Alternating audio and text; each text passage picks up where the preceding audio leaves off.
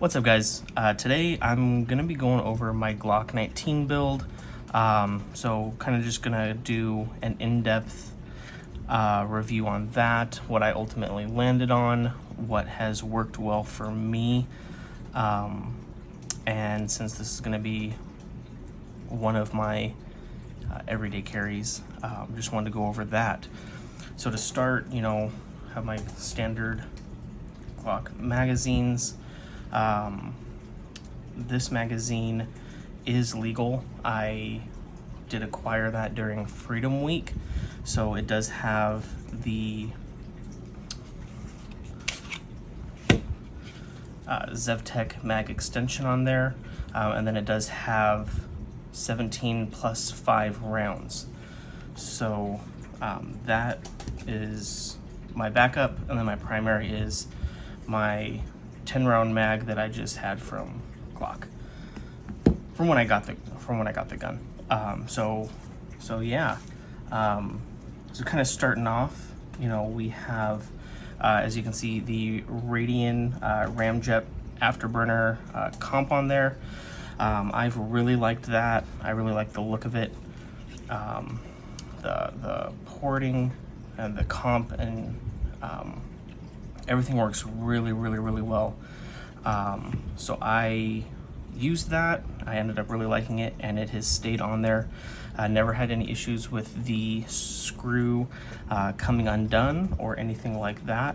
And it definitely keeps the gun really flat. You probably saw in my last video, I believe. I still am working on my grip and recoil management, things like that. So this is not an excuse to not work on that by any means. I still am, wanting to get my fundamentals down and things like that, but this definitely assists with keeping the muzzle of the gun flat. So from there, I have the Holosun 507C. So that was the first red dot that I got. Really liked it. Put it on here, and I got it zeroed, and I haven't taken it off since. I have used an SRO and an RMR. I like those ones. I also like the Holosun just because you can change between the reticle configurations that you use on there. So kind of moving back a little bit, I'm using ZevTech sights. So I don't really co-witness with my red dot. I have the sights on there in case I need them, but like I said, never had any issues with my red dot. So just kind of went with ZevTech. I really like the look of them a little bit better than some of the other sights, and that's just personal opinion. Everybody's going to have their own style, but I really like those. Next is going to be the slide itself. So I have a Killer Innovations slide. I believe this is their Velocity slide. I'm not sure if they've come out with a newer one yet, but I really liked the aggressive cut on the front and on the top. I really like the sleek look of that. So as soon as I got this gun, I switched out the slide, and that's something again that went on there and never really came off. But yeah, I really love the look of it. See if you can get maybe a side profile and top profile. So from there, let me see. I have the ZevTech Pro flat face trigger. Again, this was kind of put in there. I really liked it. Let me see if I can that, and then let me see if I can just show you the take up.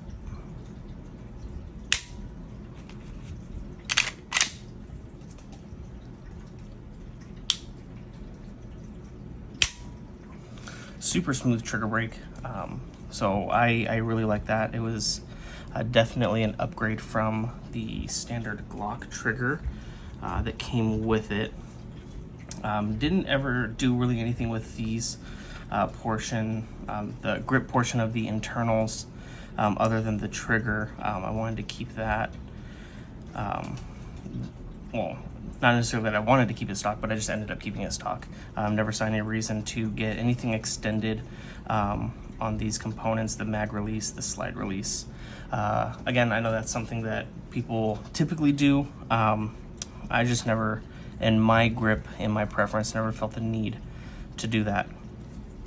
Working my way down, I have the Strike Industries magwell. I just recently got this and put it on, and then that is the last thing that I am probably going to add to this, but it definitely helps with my grip. I think I have a little bit bigger of hands, and that helps keep my pinky from coming off of the grip.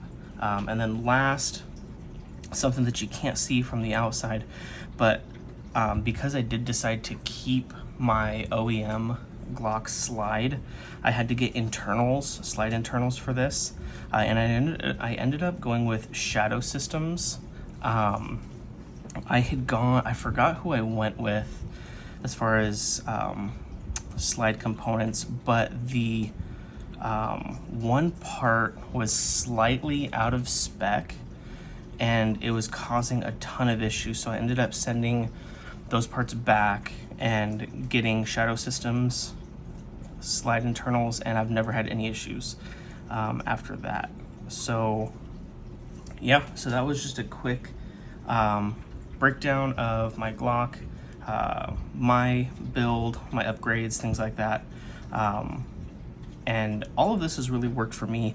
You know, I know a lot of people way further experienced than I am say, don't change your trigger on something that you're going to EDC.